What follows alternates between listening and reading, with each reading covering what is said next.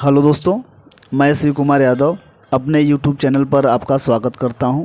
आशा करते हैं कि आप लोग सब अच्छे होंगे। चलेंगे, हमने ईवीएस के कुछ क्लासेस देख चुके हैं। आज उसके आगे से जो एनसीईआरटी की आपको 1 से लेकर 5 तक है, उसे हम लोग बोले थे कि उसे ख़त्म करेंगे। तो लगभग हम आपको बता दें कि 2 या 3 क्लास में इसे हम पूरा समाप्त कर लेंगे। इसके पहले हमने लगभग 4 से या 5 क्लासेस हमने कर चुके हैं। अगर आपको देखना होगा तो आप जाकर सर्च करके और देख सकते हैं। चलेंगे, हम लोग स्टार्ट करते हैं अपने सिलेबस को और देखते हैं क्या सारी चीज़ें हैं। तो देखेंगे कि आपके एनसीईआरटी में एक लिखा गया है चांगथांग। चांगथांग है क्या, इसके बारे में पढ़ेंगे, समझेंगे। देखिए है क्या है, आपको दिख रहा होगा कि आज झीलें दिख रही हैं। झीलों की चारों तरफ क्या है कि भेड़ें क्या रही चल रही हैं। तो अब इसके बारे में हम लोग इसकी विशेषताएँ पढ़ेंगे। देखिए लिखा क्या गया है कि एक एक इसके वर्ड्स को हम लोग पढ़ते हैं। लिखा गया है कि चांगथांग पश्चिमी और उत्तरी तिब्बत में एक ऊंचा पठार है और यह 5000 मीटर ऊंचाई पर स्थित है, जो कुछ हद तक भारत के लद्दाख क्षेत्र और दक्षिण पूर्व में शामिल फैला हुआ है। अगर हम बात करें कि ये कहाँ है, तो अब देखेंगे कि ये आपका देखेंगे कि लगभग क्या होता है, जम्मू कश्मीर लगभग क्या है, ऊपर है। ऊपर की तरफ देखेंगे कि यहीं क्या है, आपका लद्दाख है। तो लद्दाख वाले क्षेत्र में क्या होता है, ये फैला हुआ है, जो 5000 मीटर की ऊंचाई पर स्थित है।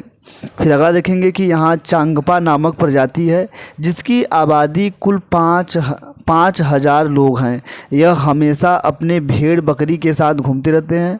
चांबका के लोग अपने टेंट को रैबो बोलते हैं। तो देखिएगा कि ये वाला जो पॉइंट है कि बताइए कि किस जनजाति ने या किस प्रजाति के लोग अपने टेंट को रैबो बोलते हैं। तो रैबो आपका कौन बोलता है, जो चांगपा के लोग हैं वो बोलते हैं। देखेंगे कि जो रैबो का निर्माण याक के बालों से दिख रहा है ना, आपको देखेंगे कि जो याक के बालों के पट्टियों से किया जाता है। तो देखेंगे कि जो आप देखेंगे कि ये जो याक होते हैं, जो जानवर आप देखेंगे याक होते हैं, उसके लंबे लंबे बाल होते हैं, वो उसी के बालों से क्या करते हैं, अपना रैबो बनाते हैं। चलेंगे आगे की तरफ देखते हैं। आगे लिखा गया है कि देखिएगा कि यहाँ पे ये सारी फिगर्स हैं आपके चांगपा की।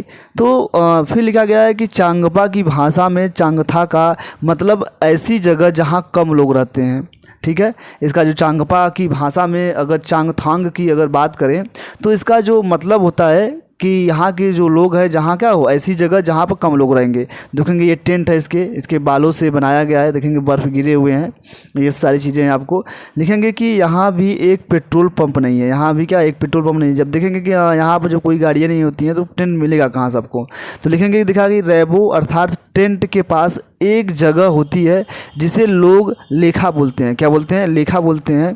तो जिसे लोग क्या बोलते हैं, लेखा बोलते हैं। यहाँ अपनी बकरियों और भेड़ों को रखते हैं। ठीक है, जहाँ ये सब जो प्रजाति है, अगर अपने भेड़ों को रखने के लिए जो जगह होता है उसे हम लोग क्या बोलते हैं, लेखा बोलते हैं, जो आपके एग्ज़ाम में आया हुआ है। तो अगर देखेंगे कि लेखा की दीवारें किससे बनी होती हैं, पत्थरों, और दीवारें पत्थरों से बनी होती है। तो आई होप ये आपको बात समझ में आ गई होगी। चलेंगे आगे की तरफ हम बढ़ते हैं। आगे की तरफ देखेंगे कि यहाँ पर क्वेश्चंस आपके बनते हैं कि हर परिवार में अपने जानवरों पर एक विशेष प्रकार का चिन्ह बनाता है। जैसे आप लोग देखते होंगे कि जब कोई गांव में जो भेड़ें चराते हैं तो देखते होंगे कि उसमें कई प्रजाति की भेड़ें भी रहती हैं। और उसके बाद क्या होता है कि भेड़ों में अलग अलग के लोगों के साथ क्या होती है, मिलकर वो भेड़ रहते हैं। तो जानवरों को काउंट करने में प्रॉब्लम नहीं होती है। तो इसलिए आप लोग क्या करते हैं, उसकी पहचान करने के लिए कि ये इनकी भेड़ें हैं, इनकी भेड़ें हैं, तो उनके ऊपर देखते होंगे कि वो कलर्स के द्वारा क्या करते हैं, उस पर टिक मार्क्स लगा देते हैं। तो लिखा गया है कि औरत और छोटी बच्चियाँ जानवरों को गिन कर चराने ले जाती हैं और फिर लौट कर उन्हें दोबारा गिनती हैं कि कितनी थी, कितनी है इस समय। यहाँ के लोग अपनी बकरियों को ऊंचाई और ठंडी जगह पर चराने ले जाते हैं, जिससे बकरियों के बाल घने और मुलायम होते हैं। ठीक है, चलेंगे आगे देखते हैं हम लोग। आगे लिखा गया है कि प्रसिद्ध पश्मीना शाल। देखेंगे कि इसके बारे में अगर बात करें, देखेंगे कि ये प्रसिद्ध क्या है, आपकी भेड़ें हैं। अभी बताया गया है कि ये जो भेड़ें होती है ठंडे स्थानों पर, और उसके बाद क्या होता है, कहाँ चलाई जाती हैं, जो ऊंचाई पर रहती है, जिससे क्या हो, इसके बाल मुलायम हो, जो इसके बाल है ये क्या हो, मुलायम हो।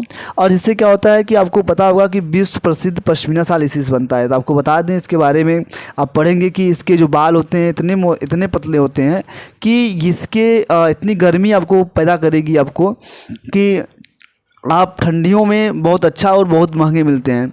लिखा गया है कि पश्मीना शाल चांगपा के लोग द्वारा पाली गई बकरियों के बालों से बनती है। जिन बकरियों से मुलायम पश्मीना ऊन मिलती है वह बहुत ऊंचाई पर लगभग 5000 मीटर ऊपर रहती है। आई होप ये बात समझ में अभी बताया आपको कि इतने ऊंचाइयों पर जाते हैं जिससे क्या उसके बाल मुलायम हो। अभी हमने पिछले वाले में देखा, स्लाइड में देखा था। तो देखेंगे ठंड में तापमान 0 डिग्री सेंटीग्रेड से 40 सेंटीग्रेड तक चला जाता है। कहाँ पर? यहाँ पर, जहाँ पर हमने बात कर रहे हैं लद्दाख में। ठीक है, चलेंगे आगे की तरफ देखेंगे कि इसकी लिखा गया है कि अगला पॉइंट है कि बकरी के शरीर पर गर्म बालों को कोट बन जाता है, इनसे कुछ बाल बकरियों के गर्मियों में क्या होते हैं, गर्मियों में गिरा देती हैं, जिनका प्रयोग पश्मीना शाल बनाने में होता है। इनका एक बाल इतना पतला होता है कि इनके 6 बाल हमारे एक बाल के बराबर होते हैं। मतलब बता सोचिएगा, इनका जो बाल इतना पतला होता है, इतना थिक होता है कि जो हम लोगों का बाल है, अगर एक बाल अगर उखाड़ कर अगर उससे कंपेयर करेंगे तो उसके 6 बालों के बराबर अपना बाल होगा। सोचिएगा इतना पतला होता है वो। कि देखेंगे लिखा गया कि यह शाल हाथ से बनाए जाते हैं। लगभग 250 घंटे की बुनाई के बाद एक प्लेन शाल बनती है। पश्मीना शाल 6 सीटरों पर जितना करता है गर्मी देती है।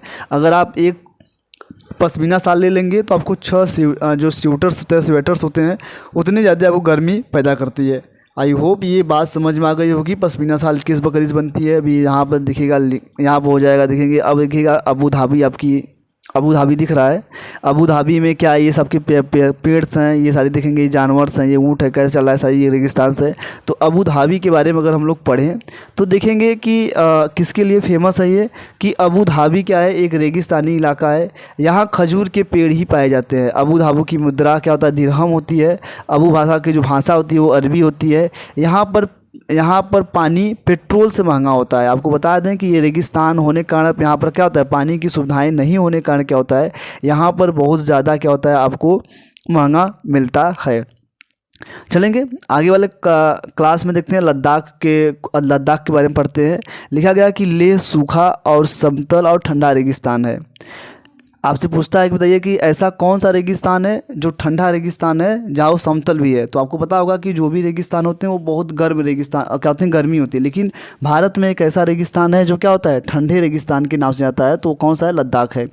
तो देखेंगे चांगथांग लद्दाख का एक भाग है जहाँ बहुत कम लोग रहते हैं। अभी बताया गया ये 5 मीटर की ऊंचाइयों पर रहते हैं। ये देखेंगे कि यह मैदानी के सुनसान व पथरीली स्थानों पर रहते हैं। ठीक है, आई होप ये बात आपको समझ में आ जाएगा, समझ में आ गया होगा। पूछा जाता है सारी चीज़ें ये सब। तो देखेंगे कि कुछ मरुस्थल हैं जिसके बारे में हम लोग पढ़ लेते हैं, मरुस्थल के बारे में। तो देखेंगे कुछ अन्य मरुस्थल हैं, जैसे थार मरुस्थल, ये राजस्थान में है। कहाँ पर है? राजस्थान में। यह रेतीला गर्म क्या है, मरुस्थल है। उसके बाद देखेंगे सर्वाधिक वर्षा कहाँ होती है, मानिसराम के मेघालय के खासी पहाड़ी में होती है। और सबसे कम वर्षा कहाँ होती है, लद्दाख में। ठीक है, ये अन्य तथ्य थे कुछ आपके जो आपको एग्ज़ाम में लगभग यही आ जाते हैं। तो चलेंगे आगे देखते हैं। देखेंगे कि वेलक्रो जो आपका है, देखेंगे वेलक्रो यहाँ पर लिखा गया, इसे लूप है, ये हुक है, आप इसे उखाड़ कर चिपकाने का काम करता है। तो देखेंगे कि आपको बता दें कि 1948 की एक घटना है जब एक दिन जॉर्ज मेस्ट्रल, लिखा गया यहाँ पर, एक दिन जॉर्ज मेस्ट्रल ने बीजों को अपने कपड़ों पर चिपका देखा तो वो हैरान रह गए। तो आप देखते होंगे कि गाँव में क्या होता है कि जब तालाबों लाबों में जाते हैं, कुछ उसके पेड़ के होते हैं, उसके बीज जो होते हैं आपके कपड़ों में, आपको पैरों में क्या चिपक जाती हैं। या कुछ जानवर होते हैं जब वो कहीं से घूम कर आती है तो उनके शरीर पर या उनके बॉडी पे क्या होगा कि वो चिपके हुए दिखते हैं। तो वही बात कर रहे हैं कि जो मेस्ट्रल ने थे वो अपने कपड़े पर चिपके देखे और इन बीजों को बारीक से देखने पर पता चला कि बीज में छोटे छोटे हुक हैं। आप देखेंगे रहते हैं ना, तो पकड़ने के लिए इनकी मदद से बीज कपड़ों में रेशों पर अटक गए हैं। और यह देखकर जॉर्ज मेस्ट्रल को एक आइडिया आया और उसे वेलक्रो बनाने का बैग जातों का प्रयोग होता है। तो देखेंगे कि अब क्या हुआ कि ये प्रयोग करेंगे, बनाने का प्रयोग करेंगे जिसमें बैग जाता है। देखेंगे कि आप देखेंगे ये हुक लोक होता है। तो जिससे क्या होता है कि आप देखते होंगे कि चिपकाने के लिए क्या होता है, एक छोटे छोटे डॉटेट्स बने होते हैं। तो आप देखेंगे जो वैसे आपके कुछ पैड्स के जीभ हो गई हो, डायरेक्ट चिपका लिया जाता है और चिपका कर डायरेक्ट हुक को खोल देता है।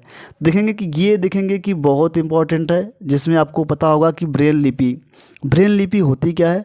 ब्रेल लिपि क्या होती है कि जो क्या होते हैं पार्सलीय, जो पार्सली मतलब होता है जिसको कम दिखाई देता हो या बिल्कुल दिखाई नहीं देता है, तो उसके लिए क्या होता है ब्रेन एक क्या होता है, एक ब्रेल थे, ब्रेल साहब ने एक ऐसी तकनीकी बनाई जो डाटेड्स के बनाते हैं। जैसे कि आप लोग जब जाते हैं लिफ्टों में, जब लिफ्ट में जाएंगे तो आप देखते हैं कि क्या होता है कि हर लिफ्ट में क्या होता है कि आपको काउंट नंबर होते हैं, 1 2 3 4 5, ऐसे क्या होते हैं काउंट्स नंबर होते हैं।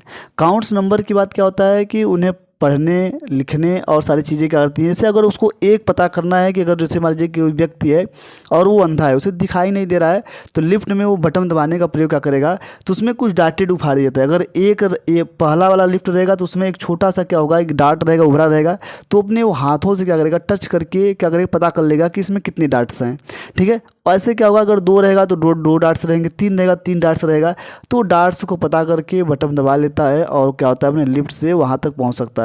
तो उसी प्रकार से ब्रेल साहब ने क्या किया कि देखेंगे कि यहाँ पर कुछ डाट्स लिखे गए हैं कि दिखेगा ए आपका रहेगा तो ये डाट्स रहेगा, बी रहेगा तो ये डाट्स रहेगा, सी रहेगा तो ऐसे डाट रहेगा, डी रहेगा तो ऐसा डाट रहेगा, ई रहेगा तो ऐसा डाट रहेगा।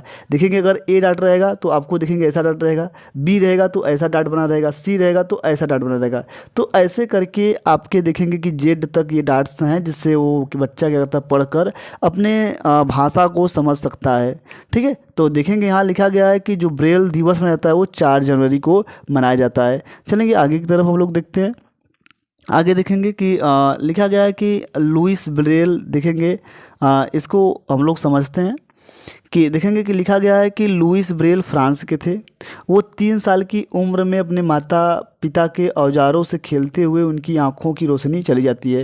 ये क्वेश्चन आता है कि बताइए कि लुइस ब्रेल की जो आंखें थी वो किस अवस्था में चली गई थी और उसके बाद वो क्या कर रहे थे कि उनकी आंखें, तो अपने माता पिता के जो औजार थे वो वही खेल रहे थे, जिससे क्या होता चली गई। और पढ़ाई में उनका बहुत रुचि थी, तो पहले यह पढ़ने और लिखने के विभिन्न तरीक़ों को सोचने लगे और फिर एक तरीका निकाला जो बाद में लुइस स्क्रिप्ट के नाम से जाना गया। यह एक मोटे कागज़ पर एक नुकीली चीज़ें से उन्हें 6 बिंदुओं को घेरा। कितने बिंदुओं को? 6 बिंदुओं को। तो यही आपसे पूछता है कि लुइस ब्रेल में कुल कितने लिपियों का प्रयोग किया गया, कुल कितने बिंदुओं का प्रयोग किया गया है। तो कितने बिंदु हैं? 6 बिंदु हैं। तो जिसमें आप देखेंगे कि फिर लिखा गया है कि उभरे हुए बिंदुओं पर उंगलियों के सहारे उन्हें स्पर्श करते हुए पढ़ा जाता है और इसे हम लोग ब्रेल लिपि कहलाती है। देखेंगे कि यह स्क्रिप्ट 6 बिंदुओं पर आधारित होती है। जैसे कि अगर आपको दिखाया जाएगा तो अगर आप देखेंगे कि यहाँ आप देखेंगे कितने बिंदु हैं, 6 डाट्स हैं। दिख रहा है आपको? ये 6 डाट्स के ही बारे में बता। देखेंगे कि ए लिखा गया है तो उसमें देखेंगे 6 डाट्स हैं, 2 2 4 2 6। एक एरो में कितने हैं, एक रो में कितने हैं? 3 डाट्स हैं, दूसरे रो में भी 3 डाट्स हैं। 3 कितने जाएगा? 6 हो जाएंगे। ये बात आपको समझ में आ गई होगी। चलेंगे आगे की तरफ देखते हैं हम लोग। आगे की तरफ देखेंगे, ये हमने देख चुका है कि आगे की तरफ देखेंगे कि अंतरिक्ष यात्राएँ देखेंगे कि हम लोग क्या करेंगे। अंतरिक्ष यात्रा कल के वाले क्लास में देख लेते हैं।